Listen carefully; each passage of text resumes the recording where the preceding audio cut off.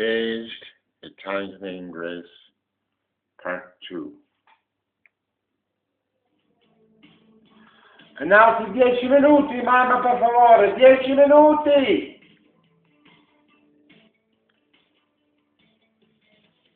When they arrived in Cleto, the castle was seen upon an argillaeous hill. The marsh air was evokingly desert-like, and again there was an exotic, almost mystical smell around them. The moon hung over the village like a warming, shiny diamond, and there was an extreme quiet in the air, as birds sang even during the night, while the occasional bat flew over their heads, fine-tuning their mutual radar system towards the light, while Sandro began to giggle to himself for the first time in his sleep. His mother noticed like a little boy laughing at the doors of paradise. When an hour earlier, Antonella heard a large copper key opening a nearby bronze-handled door, wondering who could it be at this hour next door, within an occupied home.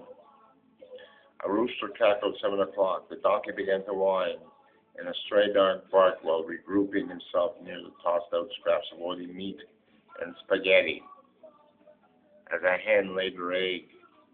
It was then that Sandro awoke, finding his mother was reassuringly remembering his upbringing towards apparent primitive times, when she started a fire upon the differential aspects of needy warmth within a spring chill during this cold morning in front of a cobblestone lawn. Working out of his dearly departed grandmother's home beneath a fig tree, he saw a chicken feed on chicory near a 14th century church that was abandoned and graceful, basically reaffirming a historical past within the genetic traits of his soul. Anton was making a cappuccino nearby, the aroma reaching the nose of both Maria, Sandro's mother, and Sandro, Maria's son. Sandro saw the olive-strewn valley below for the first time. It seemed just like the Spanish city that Mike Knopfler referred to in Making Movies on Location when Sandro was just a kid, and that was taken away by simplistic ruggedness. Making movies on location when Sandro was just a kid, and was taken away by its simplistic ruggedness and correlation towards a decaying yet splendid grandeur that all, strangely seen, was taken for granted.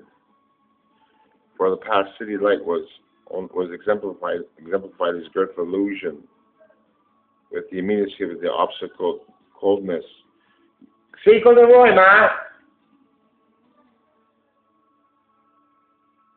Come? Come, mamma? Ok, adesso devo seguire la legge di mia madre. No, seguire la legge di mia madre qui. Buono dopo persa va cidio, quindi adesso gliela mando. Speriamo che ce la facciamo a finire questa storia. Il mio esattamente, vedi come siamo dei bravi ragazzi. See how what kind men we are. We still adhere to our mothers. I'm a single man living. Sono un uomo singolo che ancora vive con la sua madre e devo obbedirlo. Questo è. E devo obbedirla. Ok. Eccoci qui, ritorniamo a fare, fra 10 minuti vado a dormire, ok ma? Here I am, returning to the story. So here I am again, and it's been only 4 minutes, so I can make it. Here we go. Was I? The moon hung over. Okay.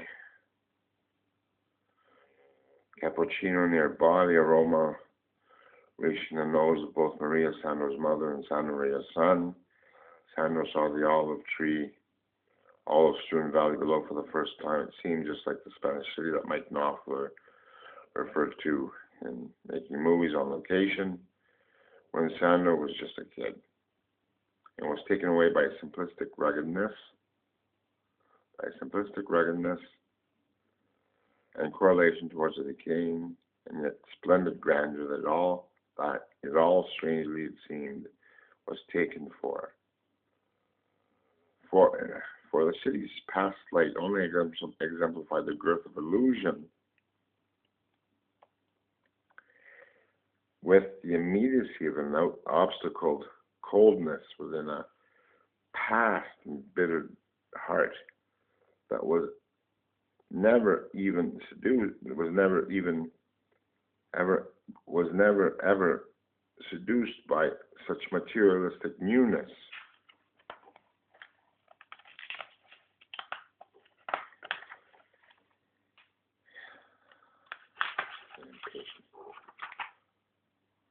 Offered really nothing but just a glimpse of other people's identified glory with a blinding, illuminative modernity. So this is what Cat Stevens referred to in Where Do the Children Play?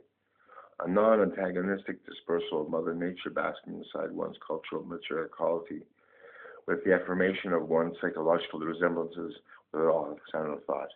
This all causing a regressive conditionment of a different, almost cultural value, with his comparative study that beseeched an intellectual yet detached referral towards an eternal spiritual home. Antonella then saw Sandra for the first time and said to her brother Carlo, "Chi è questo scemo americano? Who is this dumb American? At first I've heard about it before. It seems he's an ex-druggie or something who came here to detox," said Carlo. Sandro overheard this, and it was then that he realized the globalizational aspects of telephone gossip for the first time, even from his aunts towards the village folk from Canada. He then began to flirt with her, and she blushed. Carlo was too young and to care, and too innocent to contemplate such things.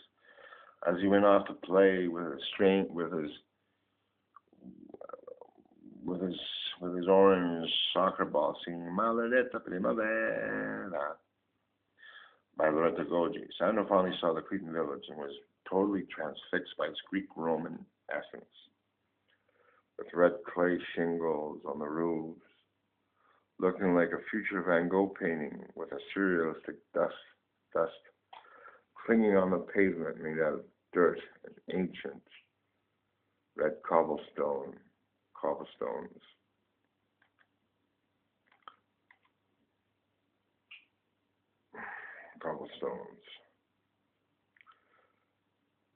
Stray docile dogs were barking at the stray wildcats that made a godfatherish peace with the mice, preferring the spaghetti scraps that were tossed to them by the widowed women dressed in black from our wooden, heavy windows made of oak. And it was then that he was offered his first alcoholic beverage from a marrying yet nosy woman from out of a green ivy-like door. It was an amaro, a bitter called chinar, and it came from an artichoke plant, and it was great, thought Sandro, this marking the beginning of his since then lifelong indulgence in booze.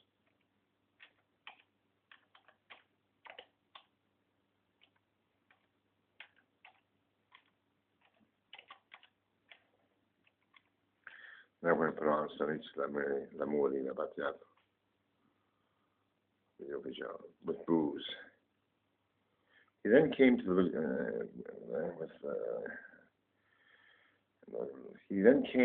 village square and saw a Calabrian hippie named Salvatore sitting on a park bench. He had long, curly, blondish hair. Long, curly, blondish hair. And worn-out jeans with a camel in his mouth and lumberjack boxes, and coyishly whispered to Sandro as he walked towards the bar, "Hashish? Marijuana? Trick-track? Bumbamano? as Sandro's true destiny was then sealed as a perennial detoxer in his newfound Italian home. No, grazie, was Sandro's sheepishly replied. Sandro then entered the piazza's bar La Grota, a cave, and dared to order a beer for he was an underage in Canada. Subito, immediately was the response to the Italian Peroni beer, and the Italian Peroni beer clinged on to his taste buds like a past milk to honey thing. Ordering a few more and deciding to marry Antonella for some strange reason. Fuck, it's a Godfather Part 2 type of thing, he admitted to himself. But without the guns, as his cousin Patricia once said to him in Canada. And that dude named Clayton on the first Frasier episode was sure knocking on heaven's door, as the Dylan song was overheard from Salvatore's Innocentica until he was proven guilty, Sandro. The fucking guy is guilty by suspicion, and he's even a communist, Antonella told Sandro, while Sandro slickly handed her a wild flower instead of a wedding ring that she really didn't need because she later ended up marrying a better guy for the sake of an embodied gratification towards the love that it never truly was, breaking her heart with the hope of an American dream that never came to be for both she and he. When Sandro realized he was cursed by the know-how of others, who were bonded to creative manipulation like a shit stain on a Versace underwear. His father, Cornelio Fermo, did finally come to Cleto and worked nobly and honestly picking olives, and his wife Maria, while Sandro went off to the Italian army and became an Italian citizen on an official level because he believed in the law. Nonetheless, when he returned to pick up a shovel and pick in search of work construction, making 20 mila lire a day to support his vices and his friends, they had then realized that in order to build their Italian home,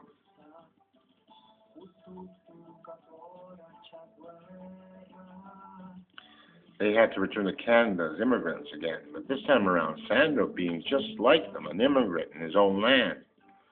Culture shock, backwardness, and just plain hard work paid off in the long run. For Sandro, when he got a pension, he became a loser in Canada due to schizophrenia, wandering within the streets of Ottawa like a grungy bum in between Madonna fingers, trichoptic epileptic seizures, loose bush and cannons, risperidone, booze, grass, chicken livers, drop-in centers, desert obligated traumas, materialistic malls, nicotine stains, Diet Coke, Italian classes, ambassadorial cover-ups, extracted cultural manipulation through dream therapy, the cyborgic mentally ill, sonorial overdubs, cute texts and multi-personality quirks, the Poes, wannabe Al Pacinos, jealous diplomats, hot wires, empirical Berlusconianism, microchips, FBI, Secret Service, Italian Secret Service, Gumps, Hanks, Bushes, Clintonite, Ryans, Chins, S&P, Salvation Army, Myers, opinionated cars, De Niro's, imposed aesthetic value, gay fascists, the Canadian cool, Carveys, satellites, paupers, queens, kings, and princes, as he quite rarely flew over the Royal Ottawa Cuckoo's Nest with an international restraining order this time round in order to be adopted by the true outpatients of life and their graceful elitist sympathies, hopefully as the model patient he truly was and forever will be, as the plane landed in Italy with the only two people on board this time, as his dearly departed father's Eastern broken-hearted love of life intermingled with the eternity of mankind, when the pen will be mightier mightier than the sword. As the past relinquishes its tenacious hold upon life as torrid lies, spiritual deceits, Buddhists, Christians, conservatives, liberals, Democrats, and Republicans dare to withstand the aggressive forces of mortality's inevitability with its dark and equalizing reminder as a pretense towards humanitarian grace upon this purgatory that is Mother Earth. Sandro is still believing nel miracolo all'italiano, the Italian miracle nonetheless, because he was really Italian, with psychotic-like Canadian traits that was complete bunk when he became a nothing again, a victim of the mafia, upon the regenerative forces of Italian continuity that branded him as a special American.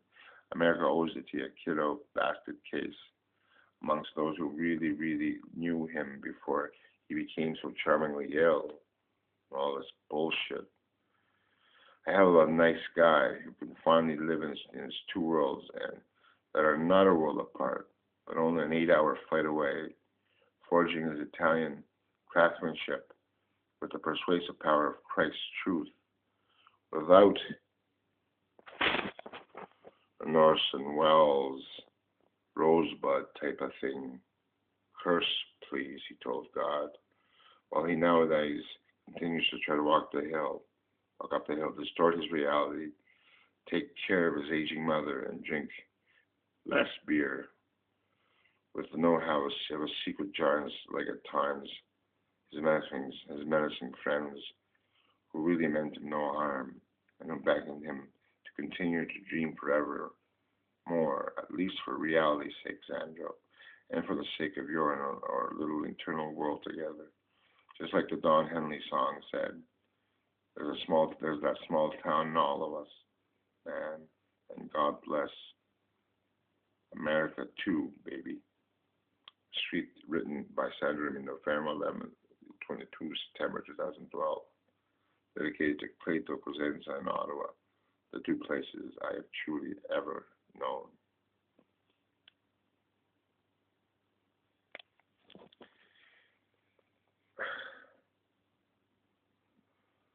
Ciao. End of Case Italian Canadian Grace, Part 1 and 2. Over.